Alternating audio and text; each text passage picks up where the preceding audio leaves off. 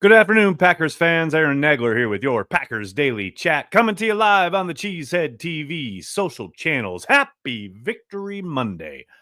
And I know you probably don't feel like it's a Victory Monday given how close the game was yesterday and the feeling, the pit of your stomach as the Bears drove down the field for what they thought was going to be a game-winning field goal. But Rich Bisaccia and his special teams units had something to say about that. Shout out to Bisaccia and Carl Brooks for making it happen and preserving the 11-game winning streak that the Packers have over the Bears. Not only the longest winning streak in the history of the rivalry, it is also the longest winning streak against the Bears by anyone in the National Football League. So, outstanding work from Matt LaFleur and company. Yes, certainly. Lots to correct and grow from, hopefully learn from, especially on the defensive side of the ball after that game. But never apologize for winning, as the man says. The Packers don't need to apologize for being 7-3. And look, the defense, certainly problematic at times, lots to work on there. But on the offensive side of the ball, that was the most encouraged I've been, especially after going back and rewatching the game, both the broadcast and the coach's tape. They're close. They're closer than you think. And Jordan Love looked as good as he has looked all season, including down in Brazil in week 1, including throughout training camp. That's the healthiest he's looked. That's the best he's played. I understand people fixate on the interception. That's a ball that definitely got away from him. It's still the right read, the right decision, and that had been the talking point around Jordan heading into the bye week after that game against the Lions. Couldn't move for, the decision-making. He's got to make better decisions. He was outstanding in that regard yesterday. Going back and watching it, you see a quarterback who is in total control. So I do not doubt for a moment that this is a team that, again, against a very tough opponent, the Bears defense is no joke, especially in the red zone, where if you had something to quibble with, absolutely, the red zone production or lack thereof, that's where I can see some wringing of the hands and some frustrations. But as far as the offense, they move the ball all day long. Again, against a very good defense. Jordan looks like he's ready to go. So I'm telling you, they're close. Now, no doubt, very tough opponent coming into Lambeau on Sunday. I'll be in Green Bay for the game and for the Dolphins game on Thursday after that. Very excited to be back in the motherland. Coming up, fly back on Friday night. Patreon members, Carry the G Club members, posted the information for Saturday's meetup on your respective pages. Make sure you check that out. Can't wait to see you all there. And then, yes, cannot wait to watch the Packers welcome the 49ers back to Lambeau Field. Hello to everybody in the comments section. Hope you're all doing well. So good to see everybody already mixing it up. Before we get going, you guys know, got to give a shout out to our friends over at PrizePicks. PrizePicks is daily fantasy sports made easy. You just select 2 or more players, pick more or less on their projected stats, and place your entry. Quick withdrawals, easy gameplay, and an enormous selection of players and stat types are what make PrizePicks the #1 daily fantasy sports app. Go to prizepicks.com and use code CHTV. Spend $5 on lineups and get $50 instantly. PrizePicks is available in 43 different states, most importantly, including Wisconsin. Big game tonight, ladies and gentlemen, boys and girls. Give me Joe Mixon tearing through that really bad Dallas defense. They've been bad, especially at home. CJ Stroud, definitely going to go for 300 against the Cowboys. On the Cowboys side of things, Brandon Aubrey is probably their most consistent offensive player. I think he gets well over 6.5 kicking points. And then Cooper Rush, Mike McCarthy's going to be behind in this game. They're going to throw it early and often. Definitely going over 31 pass attempts. Get on board, people. Lots of fun. Had lots of people messaging me their picks this weekend. Your lineups are gold, people. Most of you are much better at this than I am. There's no doubt about it. But appreciate everyone sending their lineups to me. Do it Twitter, Facebook, Instagram, however you want. Let me see them, people. And remember, use code CHTV. There's a link in the description of this video where you can sign up. What's going on, folks? Get to it. Got folks lining up. Brendan, starting us off. What's up, man? To me, Jordan Love looked healthier yesterday, was stepping into throws and under center occasionally. What do you think? Brendan, I think you're onto something there. I could not agree more with every bit of your assessment. I think that is the best Jordan Love has looked all year long.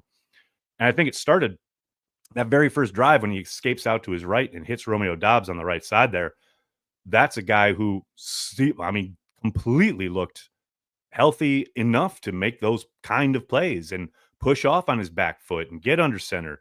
I didn't for a moment think he was laboring or dealing with anything that had you thinking, oh, whoa, we have to curtail that, or we have to probably stay away from those types of plays. He was in full control, looked like he had all the power necessary in his legs. Absolutely love to see it. Josh, thanks to the super chat, man. Offensive line seemed to play well yesterday. Do you think this is the starting five moving forward, even after Morgan returns? I mean, probably, but you never really know. They kind of thrust Morgan in there to begin with, right? When he went out with a shoulder injury this summer, you thought, okay, this will probably, like you're saying, solidify the starting five. But the moment he was back in the mix. They want to give him opportunities and they want to give him playing time. They're thinking there long term about that's a guy that they want on the field as part of their 5-man rotation. Now, this season, I think there's a good chance you're right. And here's the other thing. We don't really know if they are able to bring Morgan back at some point this year. I mean, they are now at 2 of their available 8 guys that they can bring back off injured reserve. They did so today with Marshawn Lloyd, although I think that's more procedural than anything. So they have 6 more opportunities to bring guys off of IR. Morgan could potentially be one of them, but we have no idea where he is as far as how bad that shoulder is. So we'll see. But to your overall point, yeah, I would suspect this is the starting 5 for the remainder of the season, barring injury. Joe, what's up, man? Awesome how the Packers let the Bears and their fans get their hopes up, knowing Bisaccia had guaranteed they would block the kick, make it hurt more. All right, I don't know if he guaranteed it, but he certainly saw what they were trying to do and took advantage of it. And Carl Brooks made the play at the just perfect, absolute soul-crushing time for the Bears and their fans. Love to see it. IROC, what's up, man? Happy Victory Monday. Go Pack Go. Go Pack Go. Happy Victory Monday. I'm glad to hear someone's enjoying Victory Monday. A lot of Debbie Downers on the internet. I know that's no surprise or breaking news, but man, people enjoy it. I know I'm an old man and I talk about it all the time, but when I was a kid, if we had beat the Bears, you couldn't tell me nothing for years. Beating the Bears is just the best. It's the best. The fact that the Packers have done it 11 times in a row, that we have a head coach who has never lost to the Bears. We are living in a golden age, people. Enjoy it. I know that's hard for some people. Abdul, what's going on, man? Hey, Aaron, Packers can't cover pass rush and have a poor red zone offense. Which of those concerns you the most? Which do you see easiest to fix? Actually, I think the red zone offense, I do not doubt for a moment they will get there. And I think they actually made decent strides there yesterday as far as sticking with the run. You saw that resulting in a Josh Jacobs touchdown at some point. No doubt there's some frustrating moments. But again, that is the number 1 red zone defense in the whole league. So frustrations were probably going to come. But I did see kind of advances and promising play there. As for can't cover and pass rush, well, they can't cover when they plan all week to have their number 1 corner able to play, and then he plays, and then he's done after, a quarter? I mean, that's difficult. You're juggling a lot of pieces there. As far as the pass rush, they certainly weren't able to get home with any kind of regularity, but the Bears had a lot to do with that. They did an excellent job up front. Again, they got their 2 starting tackles back, something they hadn't had in a number of weeks. And they had a great plan to just take very easy, short things and make them stay ahead of the sticks and get them into 3rd and 2. It's hard to rush the passer on 3rd and 2. It's definitely frustrating for the Packers and their fans when they're continuously converting, but the Bears did what we talk about all the time when the Packers are facing really good, powerful offenses. It's kind of what the Packers did last year when the Chiefs came to town. Run the ball, stay ahead of the sticks, make it 3rd and manageable, have these long time-consuming drives that keep the opposing offense on the sideline. That's why you heard Matt talking about premiums being at possessions being at a premium. One of the reasons he went for it on that 4th down is because he didn't know when they were going to get the ball back.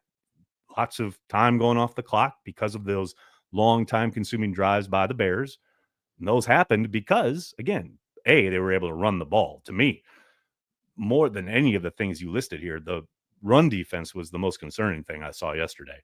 Um, as far as the coverage goes, they picked on Carrington Valentine. That's going to happen whenever he's out there. There's no doubt about it. But I've talked about this before. I'd much rather have him out there in his second season, learning, growing, developing, hopefully from these things, than having Eric Stokes out there where you just know he is who he is. There's no real kind of growth opportunity there. But yeah, no, the run defense is what is concerning coming out of that game because look, the Packers had done a pretty decent job. They were averaging, I believe, 4.2 yards per carry, allowing 4.2 yards per carry coming into this game. And the Bears were able to not only take advantage of the Packers on the ground, but really set things up.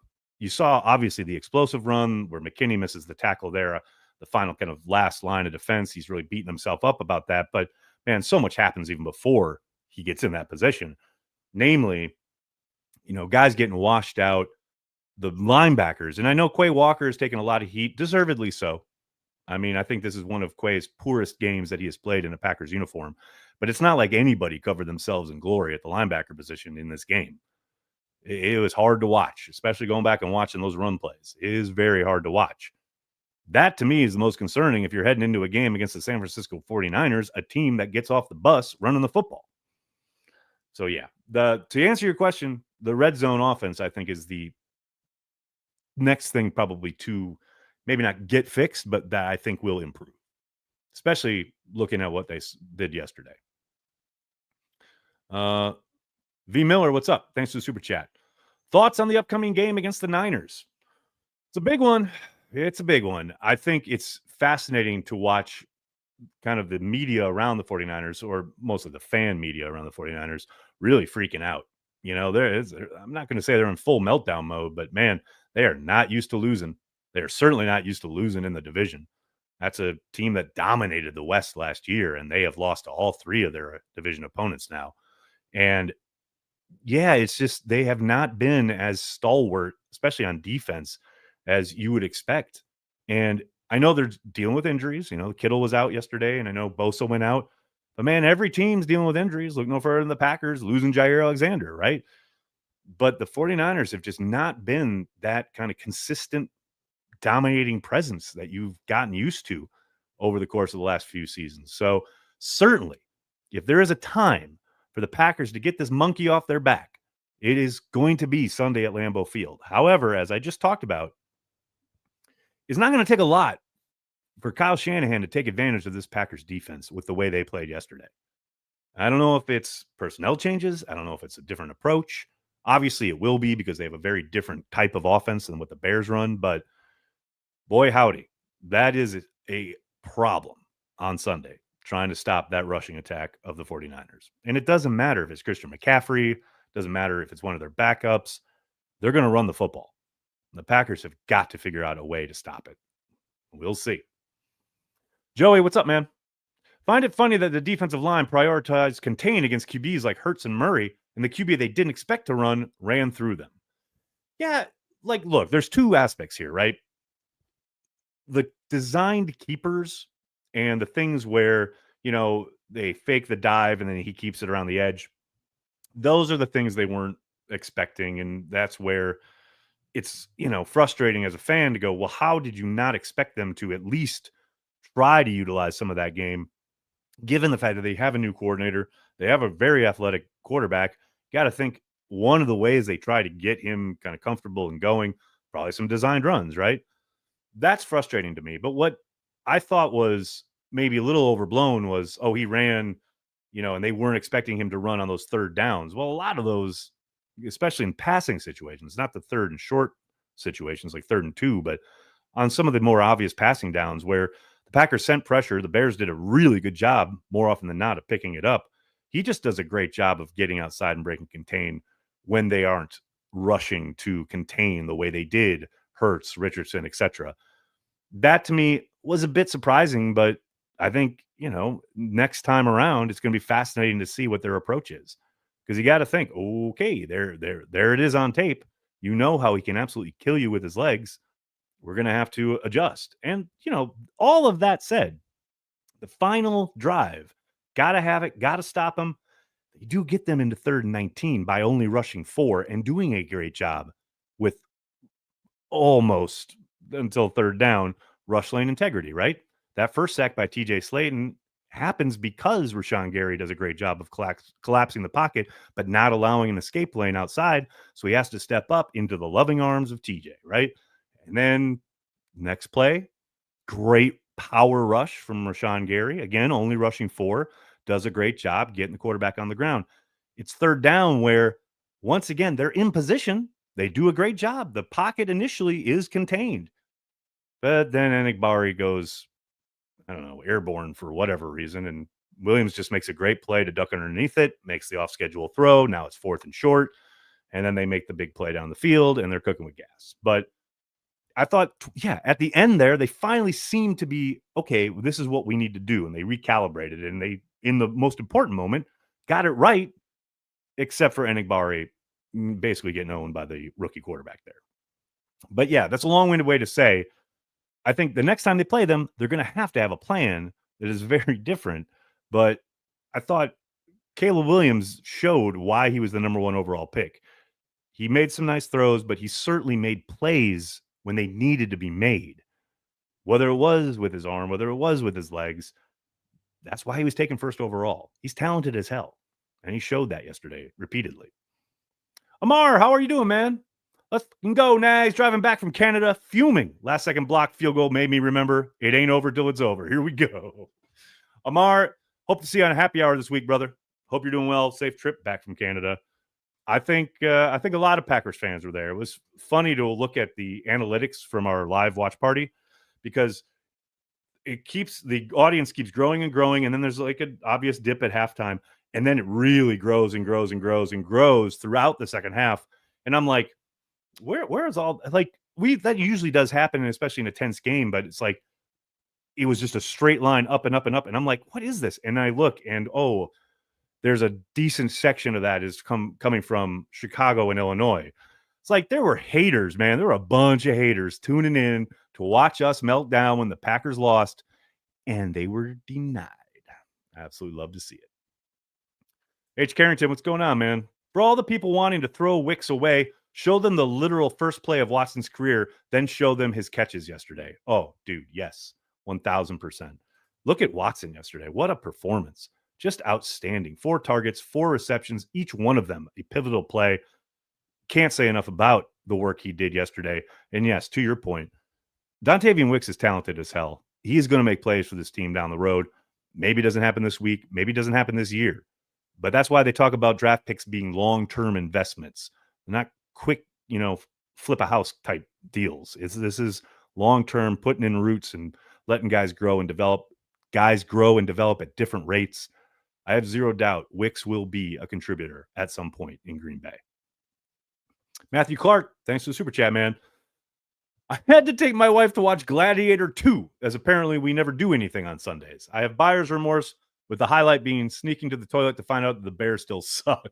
Go Pack, go. Well, hey, I'm glad you got to see a movie with your beloved. Let's look at it that way. But yeah, next time you need some better planning, brother. Abdul, thanks again, man. 11 weeks in, have the Packers improved, regressed, or remained stagnant? I'm all about winning ugly, but at some point it'll catch up to us in the playoffs. Playoffs? Abdul, they have to make the playoffs first. You know how you do that? Win games. I don't care. So many people worried about the eye test in November. Last year at this point, they were 4-6. They ended up 2 games away from the Super Bowl. I don't care how they're playing on November 17th. Just get the W's. Look, have they improved as the year has gone on? In some areas, I think so. I think yesterday, you talk about improvement. What did we hear and read and listen to all bye week? What are the Packers' major concerns? Abdul, you may have asked me some of these questions. Pre-snap penalties, all the drops, decision-making by Jordan Love. Check, check, check. 1 drop, no pre-snap penalties, outstanding decision-making from Jordan Love yesterday. I think that answers your question about whether they're improving or not. I get it. They didn't put up 31 points. They didn't kill the Bears. They didn't blow them out. It's a good game from the Packers yesterday on offense. Now, on defense, they got work to do. No question about it. But, man, worrying about the playoffs on November 17th, Just beat the 49ers, man. One game at a time. Dial it back. Joey, what's up? Shout out Mark Murphy's induction into the Packers Hall of Fame. Very well deserved. I know he can come off awkwardly in a public setting. Certainly has his moments in front of a microphone where, in this internet age, things get blown up and people love to take their shots. But he has been an excellent steward of the Green Bay Packers, and it is a stewardship. And I think you heard in his remarks today, if you check them out, he talked about Bob Harlan leaving the organization better than he found it. That was his goal. I think he's achieved that. I do understand people having their misgivings about him, given they haven't won a ton of Super Bowls under his in his tenure, right? Man, they have been really successful.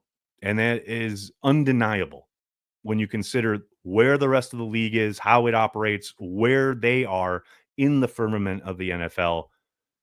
The Packers are a very, very, very special organization. I don't have to tell you guys, you're all diehards. You all know the story. That doesn't just happen. They don't just exist and kind of continue on without any kind of guidance and leadership. And Mark has provided that in spades. And I do think I cannot wait for the draft in Green Bay next year is a bit of a thank you and a send-off to Mark Murphy for all he's done for the Green Bay Packers. And I get it. Like I said, I know he has his detractors. I know people get frustrated about certain things, but on balance, on the whole, Mark Murphy has been an excellent, excellent steward of the Green Bay Packers. No question. Ralph, what's up, man? Sad to say, but this pass rush ain't getting better this year.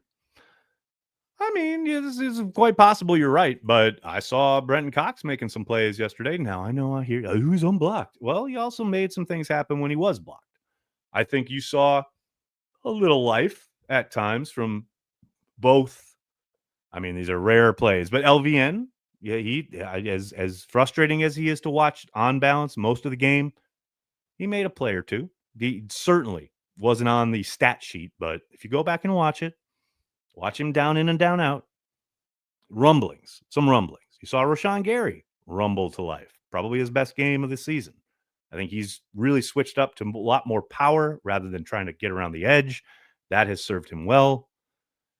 And Igbari, like I said, was in position to basically seal the game. Caleb Williams just made a play. We'll see how the rest of the season progresses. I don't doubt for a moment Hafley has got to continue to generate pressure with scheme. But there's inklings. There's a lot of young guys in the field. Let's hope they continue to grow. That's where I'm at. Adam, thanks for the super chat, man. I'm sure you're sick of the D-line talk, but are there drastic differences in what the line is being asked to do in a 4-3 versus a 3-4?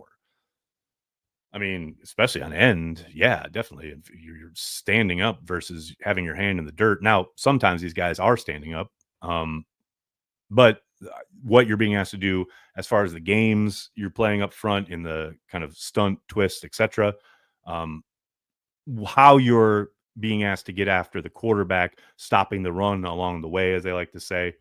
There are differences. There are certainly technique differences, real finite stuff that, we probably don't notice on the outside looking in. But ultimately, they can't be an excuse for, okay, you're presented with a one-on-one opportunity and you can't win. Like, I understand there's situational stuff, there's technique, etc. But at some point, you got to win. You got to win on one-on-one. And more often than not, as we were just talking about, that's not happening with regularity, whether it is a 4-3 or a 3-4. Ed, thanks for the super chat, man.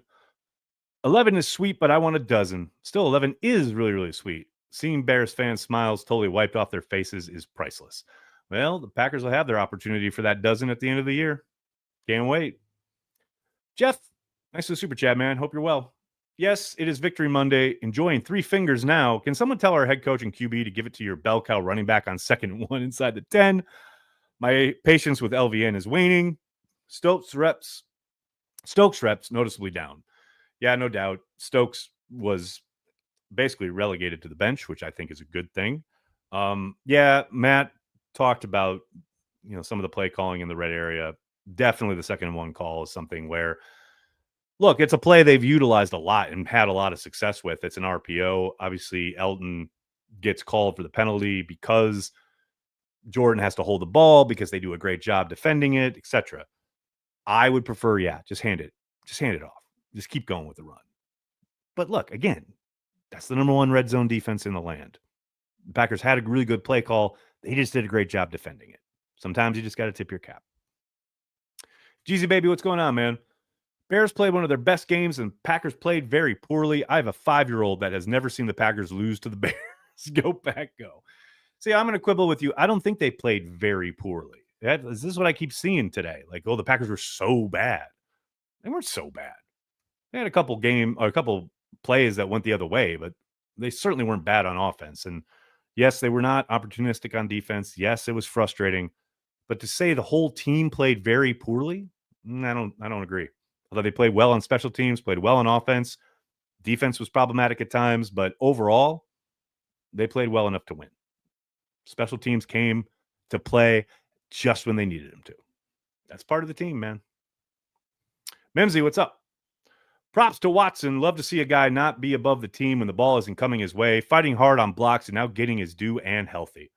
Big, big game from Watson yesterday. We talked about it a little bit earlier, but absolutely love the way he goes about his business. I just love how physical he is on the perimeter in the run game. And then you saw the plays he made. We talked about it all the time on Transplants earlier this year, needing these guys to make a play for their quarterback. Well, Watson did that again and again and again. Just very happy for the kid. Hope we continue to see that kind of involvement. Now, I don't need it every week, but certainly would like to get him, 3 or 4 touches a game going forward, no doubt. Juan, thanks for the super chat. So happy to see Barstool Chicago in the dumps today. Yeah. Poor Big Cat. What are you going to do? I had someone ask me, did you text Big Cat anything last night? And like, unlike Dan, I do not revel in my friend's misery. I let him just cry himself to sleep. It's all good. Stanley, thanks for the super chat. I think it's time to replace Quay with Edge. Oh, no. I think you're on to something with the time to replace Quay. I think he's playing wildly out of position. I've said that pretty much since this summer. But I thought, okay, let him grow into this role in this new scheme. Man, yesterday broke me with Quay. I think there's no question he is not only playing out of position, but he's not improving. And if anything, it's getting worse. And I do think Kyle Shanahan coming to town, it's only going to get worse. But Edgerrin Cooper in the middle at the mic makes no sense. You drafted him, and the reason you can't play Quay at the will is because Edgerrin Cooper plays out there. And I think Cooper is well suited for that position. But he did not have a great game yesterday either. And you put him at the mic? Oh, no. That would be tough. I would love to see Tyron Hopper get a chance. I don't think he was great this summer, but I thought you saw flashes. Why did you draft him? And the fact that Quay Walker is playing 100% of the snaps, baby, he should be a rotational player at this point. Porkmaster, what's going on, man? Green Bay is a better sports town than Chicago. I mean, how can you deny it? I think those are just facts. Jeff, thanks again, man. Easy to criticize Matt for going for it in the red zone. Bears had 20 plus more plays than us, lobbying for Matt LaFleur Cheesehead TV shirt saying it's a fluid situation. Yeah, it's fluid. What's the other one he's saying a lot now? I think it's a fluid situation. He says that, and he said that in our clip. But there's another thing he says all the time. Cost of doing business. It's just the cost of doing business. I'm down with that. Sideline report. How are you, man? 30 seconds, 1 timeout left. Why did the Bears let the clock run? Because they're the Bears and they still suck. I don't know, man. I was just talking about this on the radio. It is mind-boggling to me that they ran it, let the clock run down, and then kicked that field goal without trying to get any more yardage. Packers players afterwards were saying they were surprised by it. That's just Eberflus with terrible game management, man. I mean, that's 2 games where he's directly contributed to the loss, like by his decisions.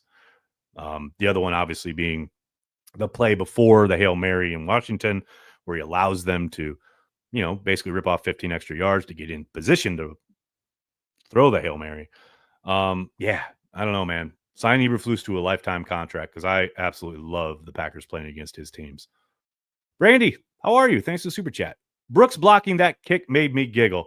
After watching this defense get sliced up, Evans out, I guess. Evens out, I guess. I mean, yeah, look, they always say it's three phases, right? Now I understand. Like, no one's ever going to confuse like the special teams are equal to offense and defense. But man, they contribute and they can lose you or win you games. And they absolutely won a game for the Packers yesterday. Shout out Rich Bisaccia. The guy's caught some grief from Packers fans over the years. But man, his unit absolutely came to play yesterday from not only the block kick, which is obviously the game winning play, but Jane Reed had a great punt return deep in the Packers' own territory that set up the game winning drive. And that's probably a forgotten play for most, but that's a big play. And then Daniel Whelan, that second drive, that was the only time the Bears really stopped the Packers on offense to punt that coffin corner punt to the 5. That's a big play. No, that's Rich Bisaccia's group helping the team out, bringing home a victory. You just absolutely love it. Bill, did the Bears coach file a contested play saying they missed a penalty by hitting the long snapper? Bill, yes, they did, which is hilarious. Shout out to the Blue Sky follower who pointed out that the Football Zebras live blog pointed out that the Bears were the ones who were trying to draw a flag by consistently having their long snapper hold his head down an extra beat and then have the guard blocking inward towards that center long snapper in the hopes of trying to draw that kind of flag. And the Packers obviously saw it. Bisaccia obviously saw it on the tape and said, let's try and take advantage of that, which they did. I absolutely love it. Absolutely love it. All right, everybody, I'm going to have to get going. Cannot thank you enough for hanging out, talking Packers each and every day, Monday through Friday, right here on the Cheesehead TV social channels. Please do me a monster favor. Hit like on the video, subscribe to the channel, and then tell your friends and tell your family. Cheesehead TV, we are devoted to Green Bay Packers fans worldwide.